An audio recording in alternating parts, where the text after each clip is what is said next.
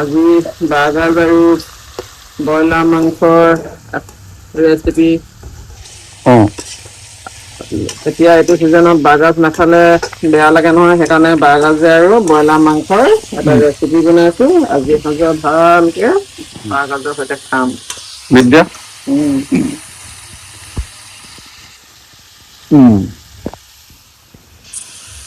তাৰপিছত আৰু এতিয়া ইয়াত কি দিবা? ইয়াত হালধি, নিমখ এইটো গম পাইছো। দিয়া হৈ গ'ল বাৰু। আৰু কি এতিয়া অলপ ঢাকি থম। ঢকাৰ পাছত বাঁহগাজ আৰু আলু দিম। বাঁহগাজ ক'ত? এয়া কাটি থৈছো। এয়া বাঁহগাজ একদম কচককে খাব পৰাকে বাঁহগাজটো কাটি থৈছো। কচককে নেকি? বাঁহগাজটো অকমান কচক কৰিলেহে খাই ভাল লাগে।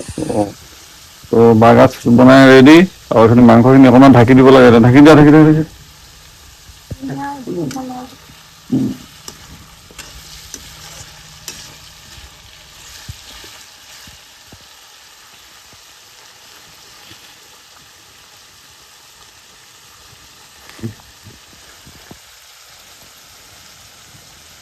এতিয়া 2-3 মিনিট সময় ঢাকি থম। তাৰপিছত তাৰপৰা মছলা দিম অকমান। তাৰপাছত চব্জিখিনি দি আৰু বাঁহগাজ দি দিয়া হ'ব, হয়নে? ঠিক আছে। তো অলপ পিছত আকৌ লগ পাই আছো। মাংসটো সিজিলে নাই চাওঁ। মোৰ আকৌ অভ্যাস এটা আছে, ভাত বনাওতে সদায় তামোলৰ টোপোলাটো মানে ভৰাই লওঁ আৰু মুখত। নহ'লে মানে বনাই ভাল নালাগে। সেইকাৰণে তামোল এখন মুখত ভৰাই লওঁ। এতিয়া বাঁহগাজ দিম। বাঁহগাজ দিছো। আমাৰ অসমীয়া মানুহৰ বাঁহগাজ খোৱা এটা পৰম্পৰা বুলি ক'লেও বেয়া নহয়। বাঁহগাজ আৰু হাঁহ মাংস, গাহৰি মাংসৰ লগত, ব্ৰইলাৰৰ লগত এনেকে বাঁহগাজ মানে খাওঁৱেই আৰু। আপোনালোকেও খাই চাগে। খালে কেতিয়াবা দেখুৱাব দেই ৰেচিপি।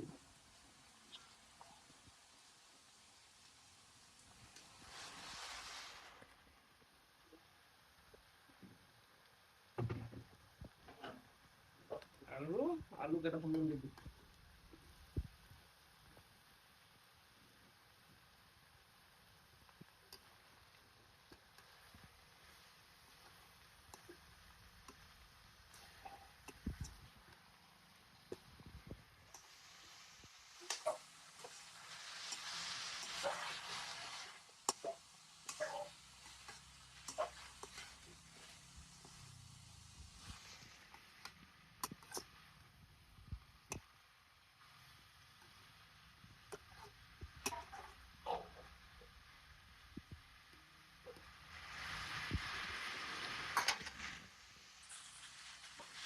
পৰিমাণ চাই হালধি অকণ দিছো।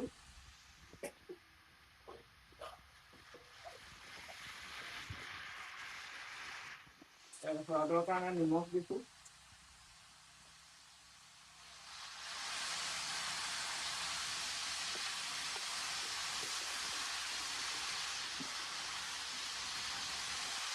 লগতে অকণমান মিট মছলা আৰু গৰম মছলা একেলগে থৈ দিছিলো, দি দিছো।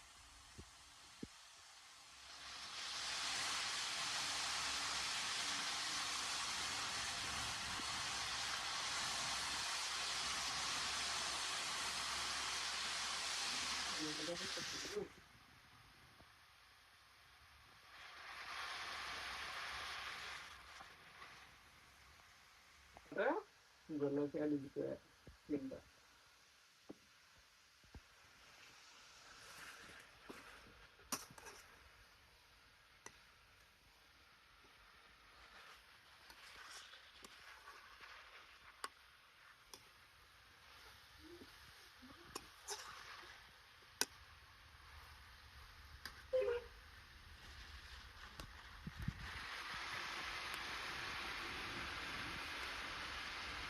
এতিয়া ভাতো খাম।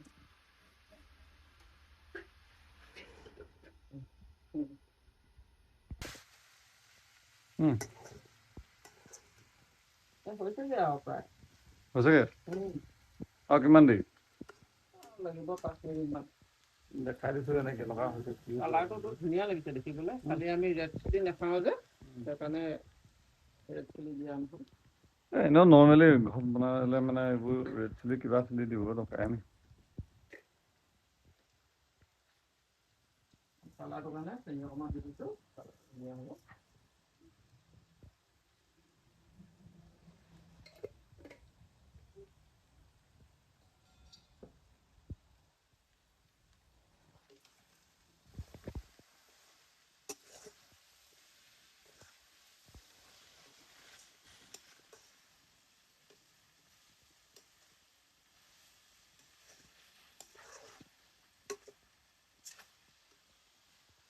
এতিয়া অকণমান ঢাকি থওঁ, কালাৰটো ঠিকে থাকিব।